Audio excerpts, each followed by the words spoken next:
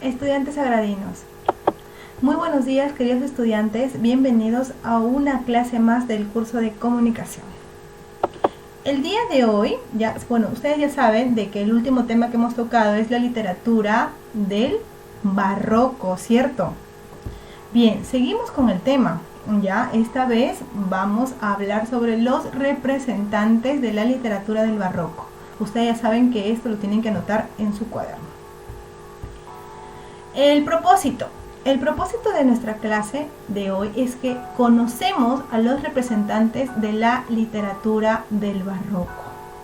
Bien, hacemos un repaso rapidito por si es que se han olvidado.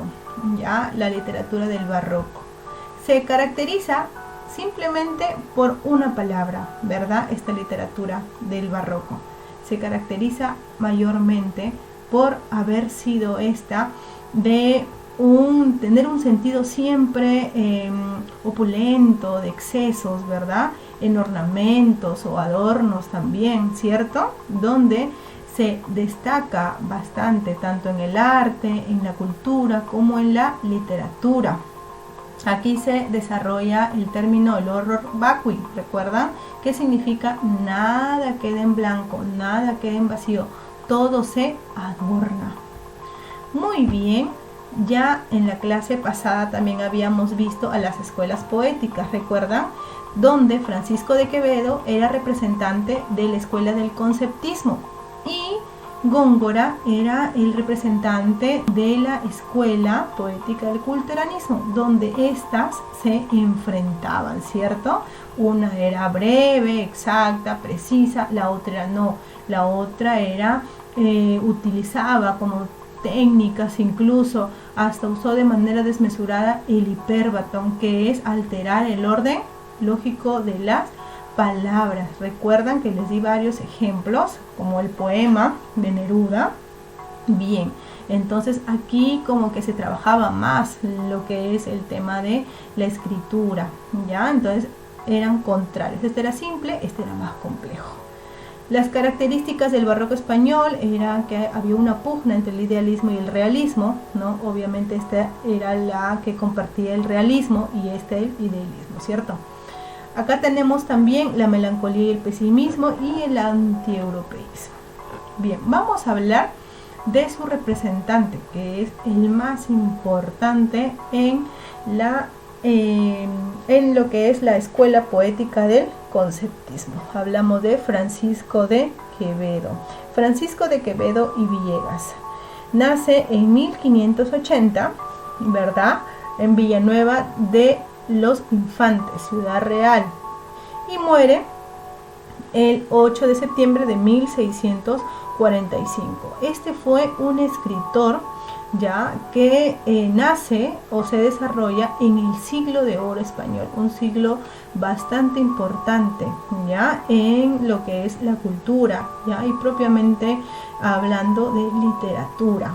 Ya aquí se cuenta que este personaje redacta su primera obra en prosa de ficción, la novela picaresca titulada Historia de la vida del Buscón, llamado Don Pablo. ¿Se recuerdan que en la clase pasada hemos leído un fragmento? Bien, aquí está. Esta es una de sus principales obras, ¿ya? Además, Quevedo cultivó la prosa satírica, es decir, utilizaba su escritura para hacer como que una burla, pues no un llamado de atención, causar una catarsis en sus lectores, ¿cierto? Una prosa satírica y política también, y sobre todo moral, en las obras en que domina una moral estoica, ¿ya?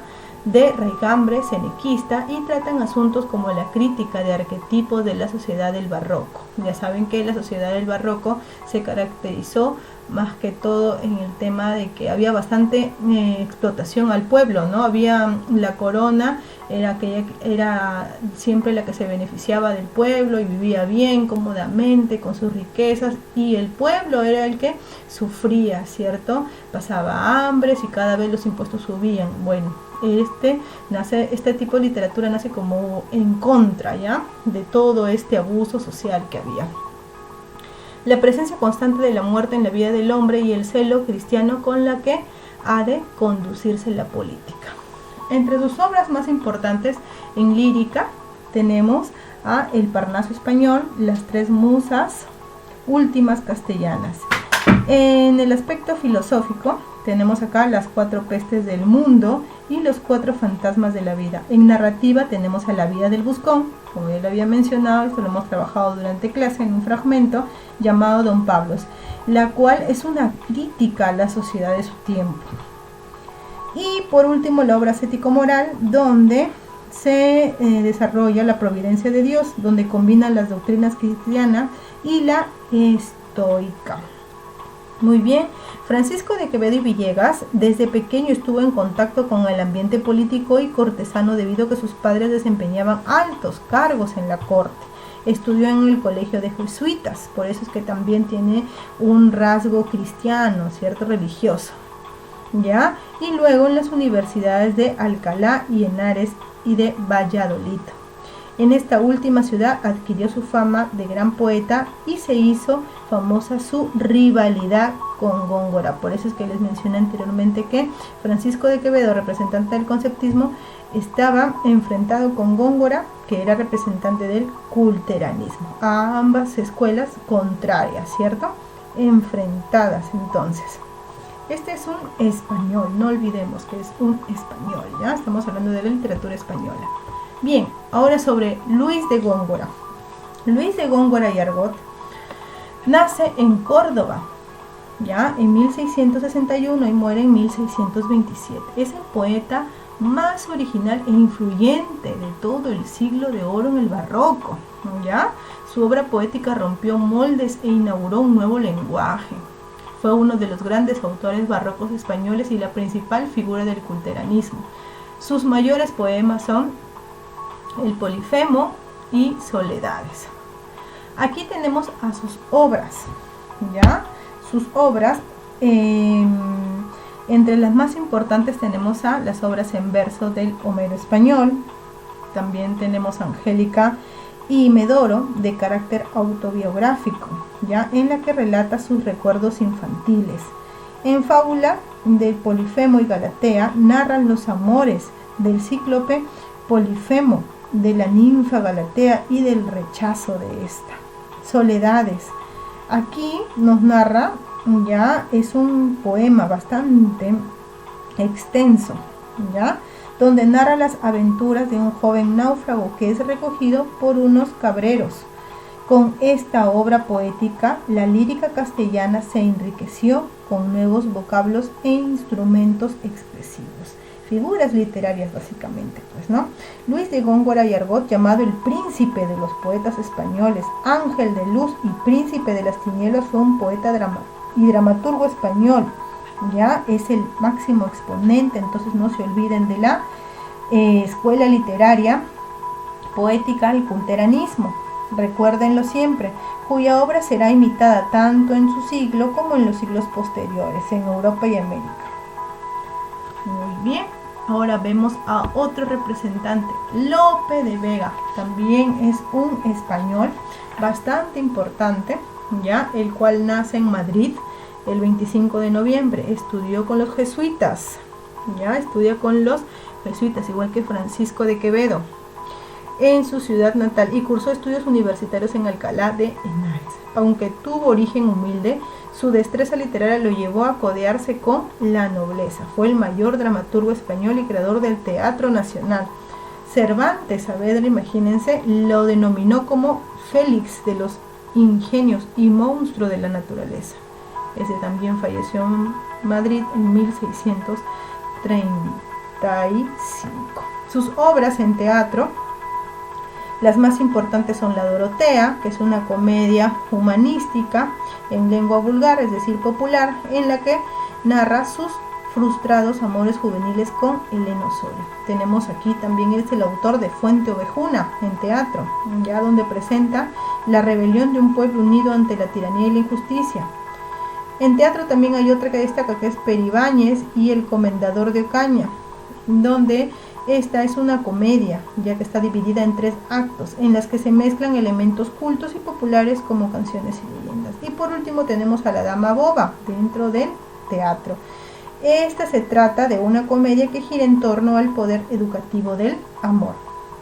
En narrativa tenemos Arcadia, que es una novela pastoril que incluye numerosos poemas, y Filomena la Circe, que contienen 4 novelas cortas de tipo italianizante. Y en lírica tenemos las rimas sacras, rimas humanas y divinas del licenciado Tomé de Burguillos. ¿Ya?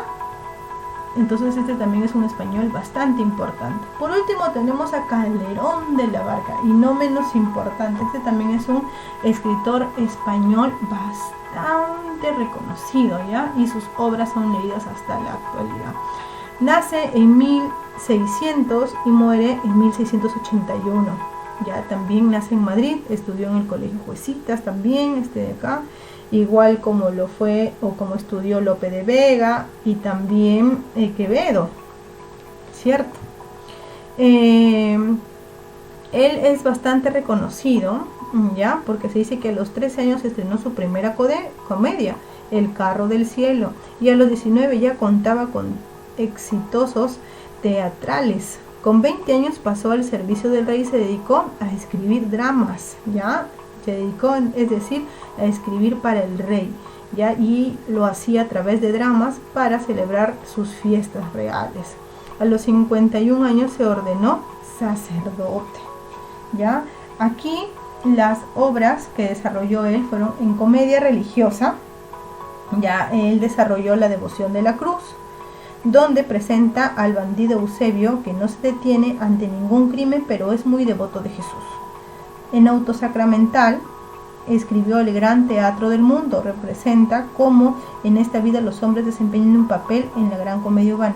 Y por último desarrolló el drama filosófico con una obra que es muy bonita, seguramente ya la vamos a leer, la cual se llama La vida es sueño. Trata de demostrar que los hombres y las dignidades de este mundo son engañosos. Ya él desarrolló temas como el libre albedrío, quiere decir que reflexiona sobre si el hombre es capaz de manejar su destino, que también desarrolla el tema y la desarrolla en su obra La vida es sueño, donde él afirma que la vida es como un sueño. Esta idea es religiosa, ya que plantea que la vida puede considerarse un sueño debido a que solo es el camino hacia otra vida más verdadera, y que todas las glorias, posesiones y poderes mundanos son un espejismo comparado con la gloria eterna. Y por último desarrolla el tema de la dualidad del hombre, es decir, el hombre inteligente, ya, que tiene la relación con su instinto.